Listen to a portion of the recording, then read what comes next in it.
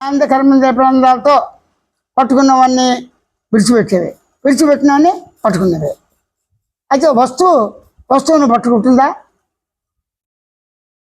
పట్టుకోదా.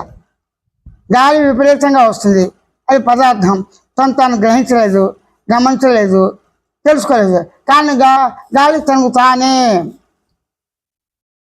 సాక్షి చైతన్య సన్నిధానం ఉండు చేతనే ప్రేరణ కలిగి దారుణంగా గాలి వీస్తుంది. ఆ వీసిన గాలి ఏమవుతుంది? చెట్లు చేమలు అడ్డుకొస్తుంటే పట్టుకుని విరగదీసేస్తుంది. అంటే మనలాగా చేతులతో పట్టుకుని విరగదీయటం కాదు. అక్కడ పెనుగాల్పులు వస్తాయి, అప్పుడు ఏమవుతాయి? తుఫాన్లు వస్తాయి, హరికేన్స్ వస్తాయి, అప్పుడు ఏమవుతాయి? విపరీతంగా జలం, తుఫాను, వర్షాలు వస్తాయి. ఆ వర్షాలకి ఏమవుతుంది? మేఘాలు అంతవరకు గర్భిణీ స్త్రీలాగా ఉన్న మేఘాలు కురుస్తాయి. అప్పటిదాకా పట్టుకున్నాయి కదా, మెరుపులు పట్టుకునే ఒక్కసారితో మెరుపులు వస్తున్నాయి కదా, పిడుగులు కొంతకాలం ఉండే ఒకేసారి గర్జంతో కిందకు వస్తున్నాయి కదా. పట్టుకోవటం విడవటం సహజ లక్షణమే.